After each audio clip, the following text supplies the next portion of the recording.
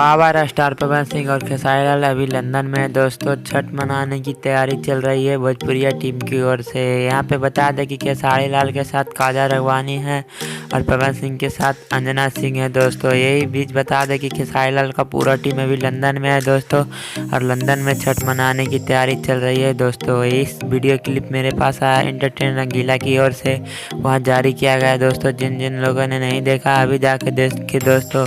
और बेहद खास हो सकता है दोस्तों जब पवन सिंह और खेसारी लाल एक साथ छठ मनाएंगे तो उनके फैन पे बहुत खुशी हो सकती है दोस्तों। और बिहारियों का तो बहुत ही गर्व हो सकता है दोस्तों, क्योंकि में बिहारी लोग भी लंदन में जाकर छठ मना सकते हैं दोस्तों। इसी तरह के रिलेटेड वीडियो पाने के लिए चैनल को सब्सक्राइब करें दोस्तों।